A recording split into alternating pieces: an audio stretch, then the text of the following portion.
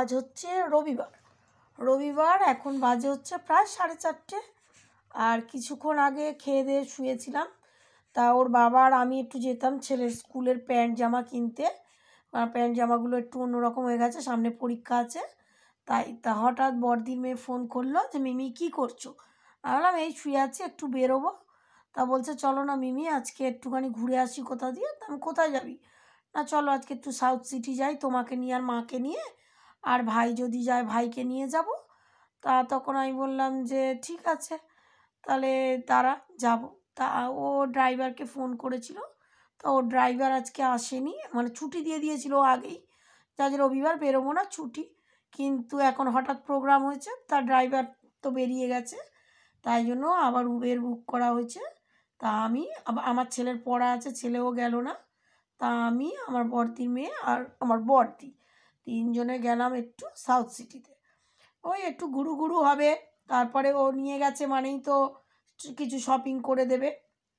তা যাই হোক চলুন একটু ভিতরটা ঢুকে একটুখানি আমরা দেখি কেমন। আমার তো এর আগেও ওই নিয়ে গেছে, আমি এর আগে কোনো দিন আসিনি। এর আগে যখন ও প্রথম গাড়ি কিনলো তখন একদিন ওই রকম মানে আমরা সব বাপে বাড়ি গেছি, ওইখানেই বললো যে মিমি চলো আজকে তোমাদের নিয়ে নতুন গাড়ি করে একটু ঘুরে আসি। বলো নিজেই ড্রাইভ করে আমাকে, আমার ভাইয়ের বউকে আর আমার মেজদিকে তিনজনকে ও নিজে গাড়ি চালিয়ে নিয়ে এসেছিলো এই সাউথ সিটিতে। হ্যাঁ তখন তো একেবারে ও নিজে গাড়ি ড্রাইভ করে 4 তলায় উঠে গেছিলো। আমাদের তো কি ভয়, কিন্তু মেয়ে তো একদম পাক্কা ড্রাইভার। যাই হোক ও ওর কাছে বড় গাড়ি ছোট গাড়ি কোনো ব্যাপারই না আমার বড়দি মেয়ের কাছে। ওর ও গাড়ি মানে প্রচুর মানে খুব ভালো চালায়, আমরা যতটা প্রথমবারে ভয় পাচ্ছিলাম কিন্তু খুব সুন্দর গাড়ি চালায়। তা এটা তো উবেরে যাচ্ছি, তা চলুন ভিতরটা ঢোকা যাক। ছিল না 25শে ডিসেম্বর ছিল, 1 জানুয়ারি ছিল, ওই জন্য বেশ সুন্দর করে সাজিয়েছে লাইট লাইট দিয়ে। সরি, ভিতরে একটু ঘুরু আর কি হচ্ছে, আমরা এটা ঢুকে গেছি ভিতরটায়। তা বেশি কথা বলবো না, আর কি আমরা কিনছি কি করছি না করছি এখানে দেখাবো না, আমি একেবারে লাস্টে বাড়ি এসেই দেখাবো, কারণ ওখানে তো দেখানো সম্ভব নয়। তাহলে চলুন ভিডিওটা পুরো দেখুন, আমি আর বেশি কথা বাড়াচ্ছি না বা বলছি না।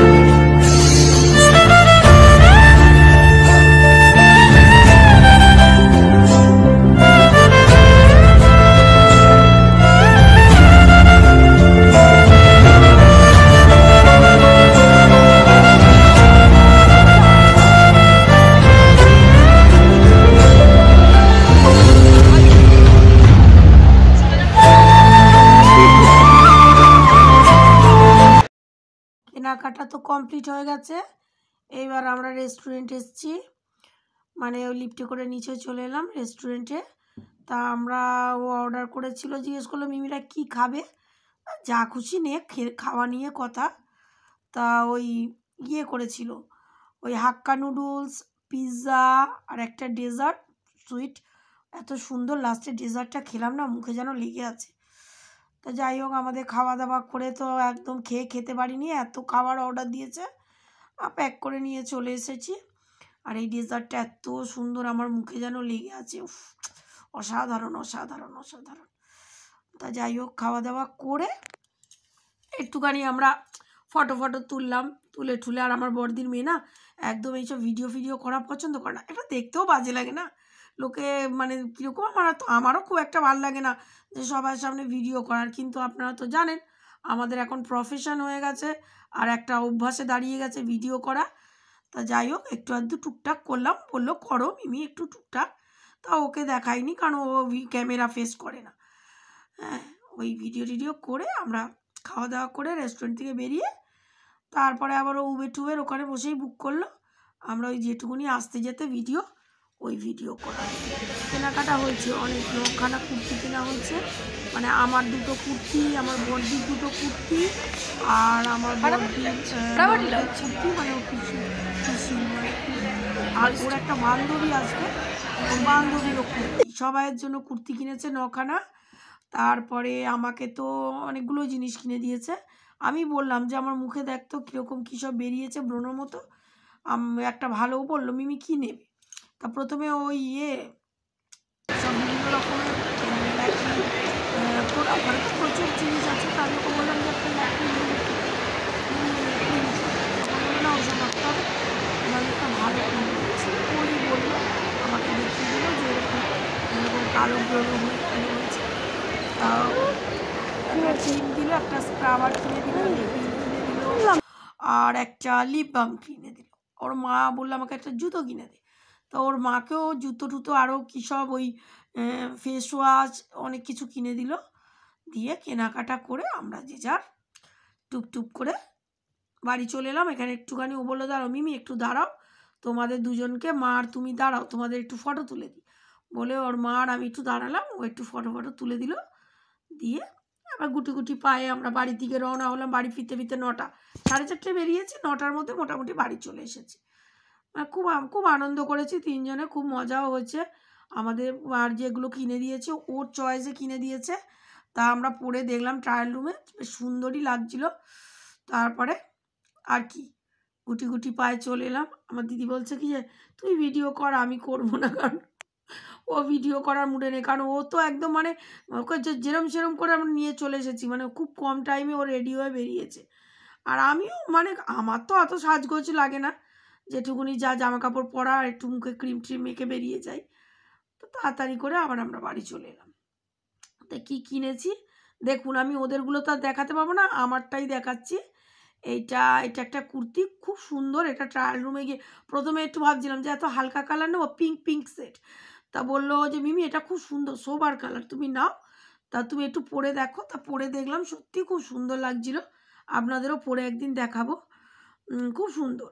আর হাতার ডিজাইনটা আমার খুব পছন্দ হয়েছে, আর এইটাও খুব সুন্দর, এটাও ওই পছন্দ করে দিচ্ছে। ও অনেকগুলো করে মানে চুজ করেছিল, বলছিল দেখো কোনগুলো ভাল লাগছে, তার মধ্যে দিয়ে আমি নেভি ব্লুটা এটা নিয়েছি, এটা গোল প্রিন্ট করা, মানে আমার তো খুবই পছন্দ হয়েছে এটা, শুধু কবে পরবো তার অপেক্ষা।